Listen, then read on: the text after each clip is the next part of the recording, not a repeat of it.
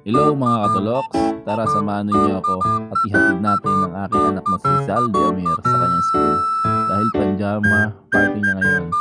Yan si Joey. Joey, hello. Tara.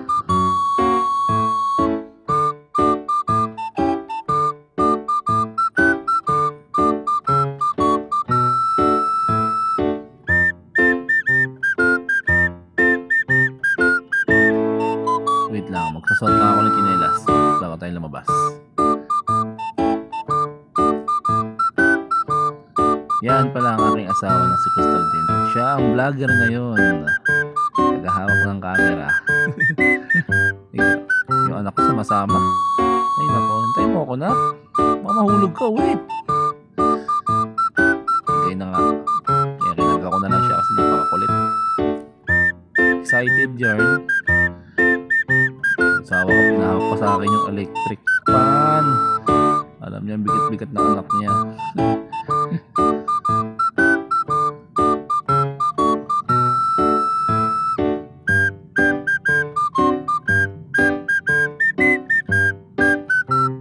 Oops.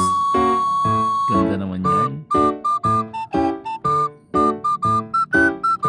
Yan, naghanap na kami ng mga sakyan yan. Nang bigla namin makita yung kanyang classmate. Ang classmate ni Amir.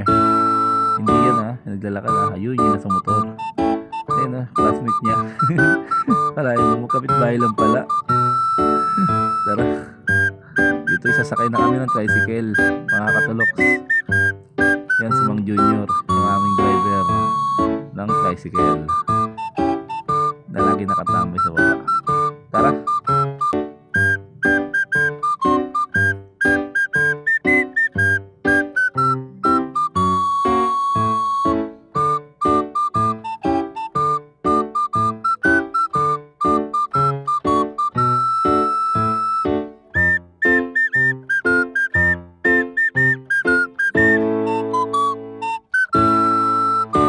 At umaandar na kami at nagbabiyahe na kami papunta sa aming pupuntahan. Kabuti na lang at may traffic ngayong araw na to.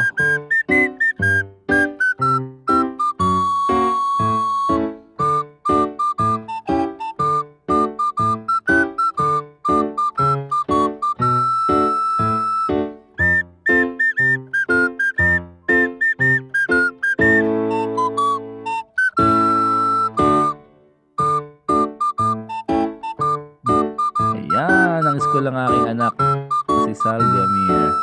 Okay, bababa na tayo mga katoloks. Oops.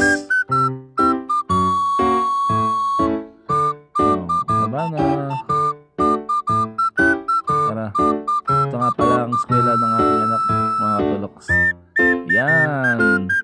Kinderbright. Say, mami, slid na. Picture muna daw bago daw pumasok sa school. Ay nako anak, naiirita na siya dyan, sobrang init.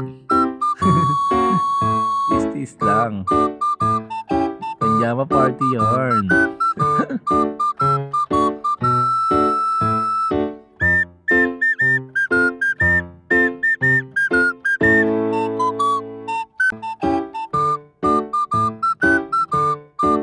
Okay, tara, kakatokin na natin ang school ng aking anak. Yun nga pala mo sa kaliwa, yung naka-orange, yan si Ate Maripik, ang aming kasambahay at siya ang nag-aalaga kay Amir at Sundo. Pagkat kaming dalawa na aking asawa ay nagtatrabaho. Yan, nangingita na siya dyan. Ay.